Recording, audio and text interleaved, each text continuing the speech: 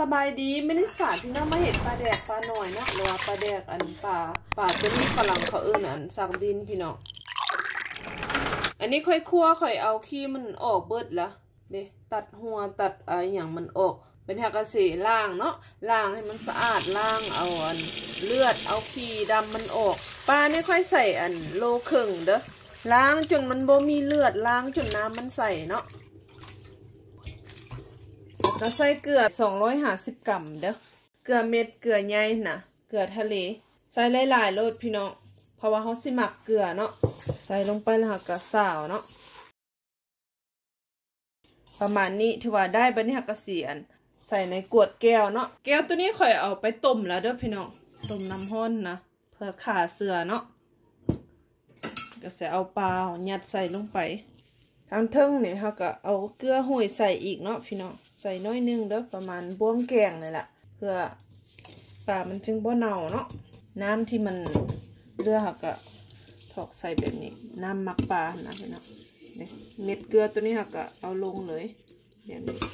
บ่ต้องย่านแล้วมันสิเค็มเพราะว่าเขาหมักแต่เกลือเนาะเอาไว้เดือนนึงผลได้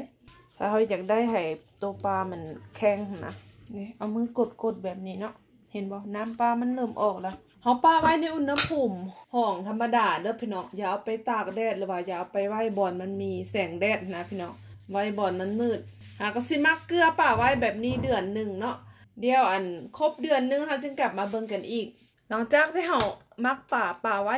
ครบเดือนนึงแล้วพี่น้องบัดนี้ก็สิกลับมาเบิ่งป่าเขาเนาะเขาจะญาติเอาแต่ตอนป่ามันเด้อเขาจะบ่เอาน้ำเกลือเด้อบัดนี้ก็เอาแต่ตอนป่ามันเด้อพี่น้อง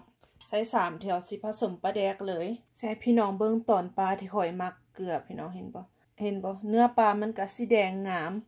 เด้เนื้อปลามันก็แน่นมันจะบ่เปื่อยนะปลาทะเลได้นี่มักเกลือปลาไว้เดือนนึงพี่น้องต่อไปก็สิมาผสมเนาะใส่น้ำปลาลงไปลิตรนึงน้ำปลานี่แนะนำให้ใส่น้ำปลาที่เขาเปิดใหม่ๆเด้อกวดใหม่เด้อพี่น้องเพราะว่าเขาสิหมักรายเดือนเนาะ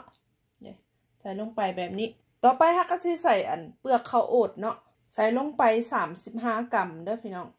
ได้ใส่เบิงฝรั่งเขาเอิ้นซองเดอเบลมันเป็นอันเปลือกของข้าวโอ๊ตนะพี่น้องหรือว่าพี่น้องคนใดบ่มีแบบนี้เขาก็สามารถใส่ข้าวคั่วได้เนาะขั่วข้าวเจ้านะแล้วไปบดแล้วก็ใส่ลงไปค่อยเคยเฮ็ดให้แล้วเด้อสูตรแบบนั้นอันนี้ก็สิแม่นมักนัดสุกเนาะพี่น้องค่อยใส่อัน100 กรัมเด้อเอาไปบดแล้วเขาก็สิไปผสมกับปลาเนาะหลังจากนั้นเราก็คนให้มันเข้ากันเนาะหอมมักนัดพี่น้องคนไปแบบนี้สุดท้ายเราก็ใส่ผงนัวเนาะหรือว่าแป้งนัวลงไปค่อยใส่2 บ่วงกาแฟบ่กินก็บ่ต้องใส่เนาะหมักหลายใส่หลายเด้อใส่น้อยนึงมันก็สินัวแซ่บเนาะเดี๋ยวต่อไปเราก็คนแบบนี้คนให้มันเข้ากันดีถือว่าได้แล้วเป็นเราก็สิเตรียมใส่ในกระปุกหรือว่าใส่ในแก้วเนาะเบิ่งตอนปลางามเดี๋ยวเขาจะใส่กวดแก้วแบบนี้พี่น้องกวดแก้วนี่ข่อยต้มขาเสือเรียบร้อยแล้วเด้อวันนี้ก็จะใส่ปลาแดกเขาลงไปเนาะ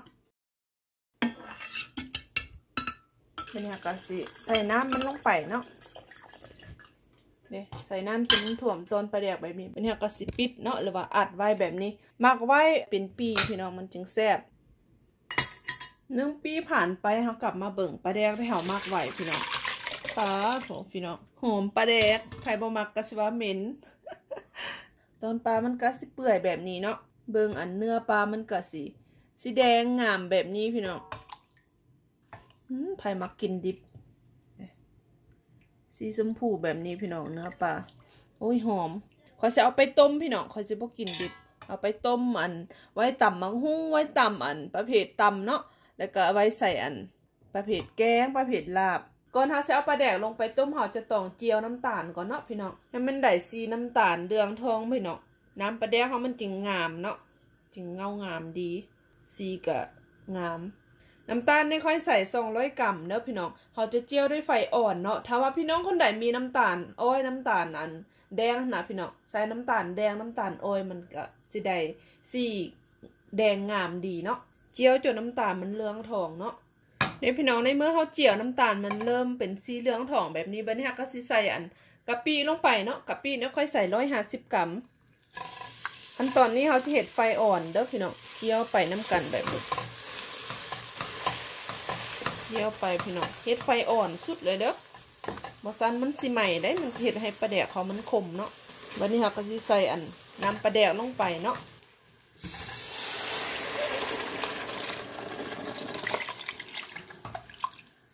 คักขนาดพี่น้องกระเทียมเนี่ยค่อยใส่อัน100 กรัมเนาะทางน้ำทางตอนเลยเด้อถ้าว่าบ่มีบ่ใส่ก็ได้เนาะค่อยใส่ทางอันก้อนแบบนี้เลยเพื่อความหอมแล้วก็ต้มต่อ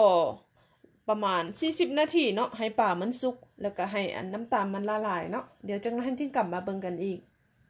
เดี๋ยวเฮาต้มสุกได้บัดนี้ก็สิป่งหม้อเลยเนาะสุดท้ายเขาสิใส่แป้งนัวพี่น้องแป้งนัวค่อยใส่1 บวงแกงมักหลายใส่หลายเนาะ